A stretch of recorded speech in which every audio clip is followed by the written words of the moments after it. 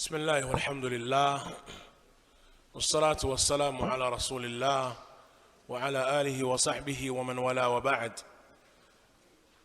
In the month of Ramadan, أيها الإخوة, from the things that when we involve ourselves in the various acts of worship, from the things that we constantly carry out throughout this month is that we make dua.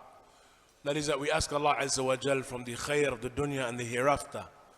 And indeed the Messenger sallallahu alaihi wasallam taught us, ikhwan, from the jami' ad-dua and from the comprehensive supplications, that which we recite throughout Ramadan, and particularly the ad'iyah and those supplications that are to be recited if we believe we have caught Laylatul Qadr. From the dua, of course, ikhwan, that all of you should be familiar with, the dua of Qunoot. That is a supplication of the Messenger of Allah sallallahu alaihi wasallam, as Hassan ibn Ali radiallahu anhu, he said that indeed the Messenger sallallahu alaihi wasallam taught me to supplicate when in Qunoot of witr, and then he recited the dua, Allahumma hadina fi man hadayt, wa afina fi man afayt, wa tawallana fi man tawallayt, wa barik lana fi ma a'tayt, wa qina sharra ma qadayt, innaka taqdi wa la yuqda alayk, إنه لا يذل من واليت ولا يعز من عاديت تباركت ربنا وتعاليت. He mentioned the dua, ikhwan, of Qunoot. The dua, no doubt, in terms of that which it comprises of and that which it has within its kalimat and its wordings, though they are small, a few sentences, in terms of their meaning, the meaning is tremendous, and the one who supplicates to Allah Azza wa Jal by way of them, then he asks for much khair, comprehensive good. Allahumma hadina fi man hadayt. Oh Allah, guide me among those, or guide us among those who you have guided. And that guidance we've mentioned previously is of two types: the hidayatul tawfiq and hidayatul irshad. Hidayatul irshad is the hidayah and the guidance that is presented by the people of knowledge, by the prophets and the messengers, by the ulama, by the callers. That may be accepted, it may be rejected. Hidayatul tawfiq is the acceptance and the guidance of the heart. And that is something that is in the hands of Allah subhanahu wa ta'ala alone. When a person makes a supplication, Allahumma hadina fi man hadayt, then he asks for both types of guidance. The hidayah of irshad, that is that Allah Azza wa Jal blesses him with those who will instruct him, those who will teach him, those who will educate him in terms of the khair, the book and the sunnah and its meanings, the athar and the statements of the salaf and the sahaba ridwanullah alayhim, and how they understood what was present in the book and the sunnah. And likewise that Allah Azza wa Jal blesses him with the tawfiq and the guidance of the heart to accept it. And so in terms of comprehension and in terms of that which is present within the dua, then indeed it encompasses every form of guidance, and in that is every form of khair for the individual who supplicates with it. Allahumma hdina fi man hadayt wa afina fi man afayt. And give afiyah to the one and to those who you have given afiyah. And this afiyah is a reference to soundness and security, and one being protected from the afat and from the evils of the dunya and that which is related to the affairs of the deen. When one receives afiyah, then he has protection and security. Protection and security as it relates to the affairs of the deen. Protection and security as it relates to the affairs of the dunya. The one who has afiyah, then in his deen he is not affected by the shubuhat or the shahawat. He's not affected by the bid'ah and the innovation that cause the shubuhat and the doubts in the hearts of the believers. He's not affected by those thoughts that are presented by shaitan that are intended to misguide him from the path. He's not affected by the callers who call to the hellfire, though their kalimat and though their statements may sound fair seeming. Similarly, he's not affected by the shahawat. That is, he's not attracted by sin. Nothing from that affects him. Allah Azza wa Jal has protected him and preserved him. And so when he makes this dua, he makes it for the afiyah in the affairs of the deen, just as he makes it for afiyah and protection in the affairs of the dunya. And so he is protected in terms of his badan, his body. He's healthy. Allah blesses him with health. Allah Azza wa Jal gives him afiyah in relation to his wealth, gives him that which he needs, blesses him in terms of his livelihood. And so that second sentence of the dua is tremendous. وَعَافِنَا فِي مَنْ عَافَيْتَ وَتَوَلَّنَا فِي مَنْ تَوَلَّيْتَ. And likewise make us an ally among those who you have made an ally. Make us allies to you among those you have taken as allies. Again, ikhwan, a tremendous dua. Allahu waliyyu alladhina amanu. As Allah Azza wa Jal mentions, Allah is the wali and Allah is the ally of those who believe. يُخْرِجُهُم مِّنَ الظُّلُمَاتِ إِلَى النُّورِ. He takes them from darkness to light. وَالَّذِينَ كَفَرُوا أَوْلِيَاؤُهُمُ الطَّاغُوتِ. And those who disbelieve, their awliya is taghut. They take them from nur to darkness. And Allah Azza wa Jal has likewise said, ذَلِكَ بِأَنَّ اللَّهَ مَوْلَى الَّذِينَ آمَنُوا وَأَنَّ الْكَافِرِينَ لَا مَوْلَى لَهُمْ. Allah mentions that indeed that is because Allah is the Mawla, the ally of those who believe. And those who disbelieve, then they have no Mawla, they have no ally. And that should not be offensive to the one who doesn't believe in Allah in the first place. That we say that Allah Azza wa Jal is the Mawla of the believers and He's not the Mawla of the disbelievers, then by virtue of the title, either atheist or disbeliever, you shouldn't be offended by the statement, because it is not something that you believe in anyway. Allah Azza wa Jal then taught the Messenger ﷺ, and he taught the Ummah to supplicate with this dua. وَعَافِنَا فِي مَنْ عَافَيْتَ وَتَوَلَّنَا فِي مَنْ تَوَلَّيْتَ وَبَارِكْ لَنَا فِي مَا أَعْطَيْتَ. And give us barakah in that which you have given to us. Everything that you have given to us, give us barakah. That which is related to the affairs of the dunya, our wealth, our persons, our children. That which is related to the affairs of the deen, from ilm and other than that. Give us barakah in that. Because indeed, if we are not mubarak and we don't have barakah in our belongings, in our wealth and in our possessions, if we don't have barakah even in our ilm, then those things, ikhwana, are of no benefit to us. If they do not have in them barakah, as Shaykh bin Uthaymeen has mentioned, indeed, the one who does not have barakah in his ilm, for example, then regardless of how much ilm he possesses, even if he has ilmun kathir, he is abundant in knowledge. If there is no barakah in his ilm, then he is ashbah ma yakun bil ummi. He is more resemblant to an illiterate person than he is to a person of knowledge. That ilm is not present in his character. It is not present in his aqeedah and his belief. It is not present in his a'mal and his actions.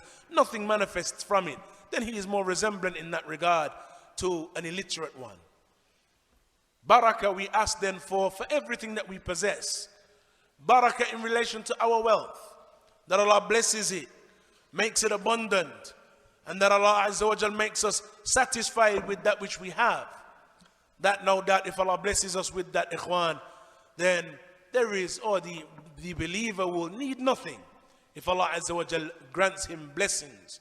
وَبَارِكْ لَنَا فِي مَا أَعْطَيْتَ وَقِنَا شَرَّ مَا قَضَيْتَ.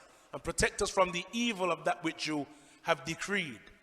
As it relates to the shar of what Allah Azza wa Jal decrees, then our belief is that we believe in the decree of Allah Azza wa Jal, khayrihi wa sharri. As far as it relates to the decree, then we have that which is the qada itself, and we have that which is known as the maqdi. The qada is the decree of Allah Azza wa Jal, the pre-decree that Allah Azza wa Jal has determined for an affair. The maqdi is the outcome of that pre-decree. What is it that Allah has decreed would occur? And so Allah Azza wa Jal decrees.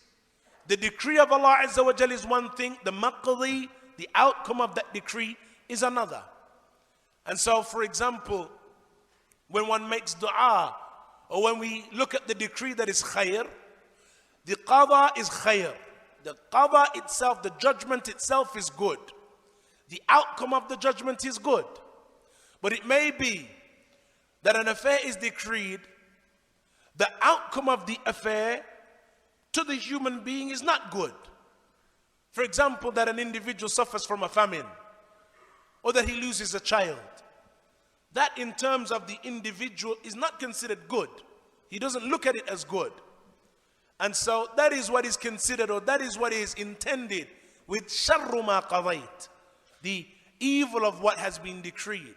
As far as the decree itself as it relates to Allah Azza wa Jal, then as it relates to Allah, then that which was intended by what was decreed is good. All of the decree of Allah Azza wa Jal is good. And nothing from evil is attributed to Allah subhanahu wa ta'ala. And that is why the Messenger sallallahu alaihi wasallam, he used to say, وَالشَّرُّ لَيْسَ إِلَيْكَ. Shar, evil, is not attributed to you. And that is because of the fact that it is something relative. It is evil as it relates to the human being, but the qada itself, the judgment itself, has in it khair and good, even though that human being at that time is not able to see the khair that was present within it. إِنَّكَ تَقْضِي وَلَا يُقْضَى عَلَيْكَ. Indeed, you decree and no one decrees over you. إِنَّهُ لَا يَعِزُّ مَنْ وَالَيْتَ لَا يَذِلُّ مَنْ وَالَيْتَ. The one that you have taken as an ally, then indeed no one can humiliate him. وَلَا يَعِزُّ مَنْ عَادَيْتَ. And the one that you have taken as an enemy, then there's no one that can give him izzah and honor. And that, no doubt, ikhwan, is just as Allah Azza wa Jal has said. إِنَّ الَّذِينَ يُحَادُّونَ اللَّهَ وَرَسُولَهُ أُولَٰئِكَ فِي الْأَذَلِّينَ كَتَبَ اللَّهُ لَأَغْلِبَنَّ أَنَا وَرُسُلِي إِنَّ اللَّهَ قَوِيٌّ عَزِيزٌ. Allah Azza wa Jal has mentioned, indeed, those who fight against Allah and His Messenger, indeed, they are the ones that will be humiliated. كَتَبَ اللَّهُ لَأَغْلِبَنَّ أَنَا وَرُسُلِي. Allah has decreed, I shall overcome, me and my messengers. Inna Allah qawiyyun aziz. Indeed, Allah Azza wa Jal is strong and mighty. And that then is the decree of Allah Azza wa Jal, يعني mutlaqan, that Allah Azza wa Jal absolutely, He and His messengers shall overcome. And no one asks and questions Allah Azza wa Jal concerning what He does, but they will be questioned. And so Allah Azza wa Jal, in this dua that the messenger was given and he conveyed to his ummah, we have this comprehensive khair. As Allah Azza wa, as the Prophet ﷺ, he taught the ummah, وَلَا يَذِلُّ مَنْ وَالَيْتَ إِنَّهُ لَا يَذِلُّ مَنْ وَالَيْتَ وَلَا يَعِزُّ مَنْ عَادَيْتَ تَبَارَكْتَ رَبَّنَا وَتَعَالَيْتَ. Indeed, tabarakta, that you are the one, you are the source of barakah. You are blessed. And indeed you are exalted.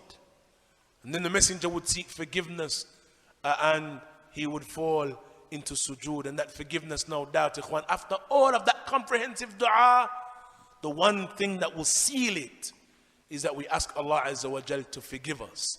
نَسْتَغْفِرُكَ وَنَتُوبُ إِلَيْكَ. That indeed that we seek your forgiveness, O Allah, and we make tawbah to you. We repent to you for our shortcomings, our misdeeds. If you accept the rest of that dua, and then it is sealed with that acceptance of that maghfirah, فَأَنْتَ يَا عَبْدَ اللَّهِ فِي خَيْرٍ. Indeed, without doubt, you are upon khair. And that is why the Messenger ﷺ, when it came to the affair of Laylatul Qadr, when Aisha radiallahu anha, she asked, if it is that I catch Laylatul Qadr, what should I say? So the Prophet ﷺ, he taught her, you should say, Allahumma innaka afoon tuhibbul afwa fa'fu anni. That you should say, oh Allah, indeed you are afu. You are the one that pardons and you love to pardon, so pardon me. And this sifa, ikhwan, and we'll round up with this. This sifa of al-afu, and the name of Allah, al-afu, differs slightly, ikhwan, from the affair of maghfirah. As it relates to the dua, نَسْتَغْفِرُكَ اللَّهَ وَنَتُوبُ إِلَيْكَ, that we seek your forgiveness, O Allah, and we make tawbah to you. The affair of istighfar and tawbah differs slightly from the affair of al-afu and of the pardon of Allah Azza wa Jalla, as Ahlul Ilm have mentioned. Maghfirah, in terms of its meaning, returns back to as-satar, returns back to the affair of Allah covering the servant, covering him over, yani guarding him and his misdeeds and protecting him from that being exposed to the people and forgiving him. But the forgiveness of Allah Azza wa Jal with some sin, There are certain sins, even though they are forgiven, there is an outcome that manifests within the dunya. Just as it occurred with Adam. Allah Azza wa Jal forgave Adam when he partook in the tree. And they made that dua, رَبَّنَا ظَلَمْنَا أَنفُسَنَا وَإِن لَمْ تَغْفِرْ لَنَا وَتَرْحَمْنَا لَنَكُونَنَّ مِنَ الْخَاسِرِينَ. Oh Allah, we have wronged ourselves, and if you do not forgive us, if you do not have mercy upon us and forgive us, we shall be from the losers. And Allah Azza wa Jal forgave them. But it did not prevent that which Allah decreed from the manifestation and the effect of that sin manifesting, which was that they would leave and be expelled from Jannah and they would have to dwell on earth. And that was from the effect of the sin, even though Allah Azza wa Jal had forgiven them. And so the affair of maghfirah and forgiveness returns back to the meanings of as-satar. Allah Azza wa Jal forgives his servant. He will not be taken to account, even though the sin itself may have some manifestations, some ramification. And that likewise is the meaning of the statement of the Messenger ﷺ in the Khutbatul Hajjah, when he used to say, إن الحمد لله نحمده ونستعينه ونستغفره ونعوذ بالله من شرور أنفسنا ومن سيئات أعمالنا. We seek refuge in Allah من شرور أنفسنا, that we seek refuge in Allah from the evils within our own selves. وَمِن سَيِّئَاتِ أَعْمَالِنَا. The two statements are not the same. The second statement, وَمِن سَيِّئَاتِ أَعْمَالِنَا, from the evil outcomes of our actions. Because from sin, there are those sins that even if Allah Azza wa Jal forgives them, there may be an effect related to that sin that manifests in the dunya. And so the Prophet ﷺ used to make that statement in the Khutbatul Hajjah: we seek refuge from the evils within ourselves, وَمِن سَيِّئَاتِ أَعْمَالِنَا, and from the evil manifestations of our actions. That is as it relates to maghfirah. As it relates to the statement afu, wal-afu, the affair of afu differs slightly. And that is that with maghfirah, Allah Azza wa Jal covers over his servant, though they may be an effect from the sin.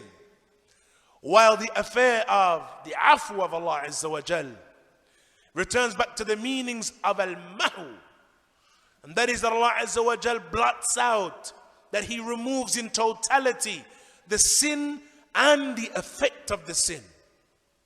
And so when a person asks for afu, he asks not only that Allah Azza wa Jal pardons him, but he asks for a pardon that has no ramifications, no effect, no manifestation in the dunya. And of course, ikhwan, that is exactly what every single servant will desire and will wish for.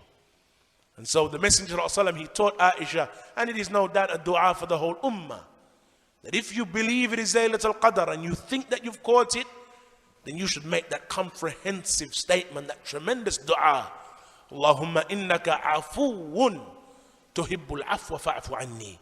Indeed, you are the one that pardons. You love to pardon. So pardon me. And we ask Allah Azza wa Jal that he pardons and overlooks us in this Ramadan.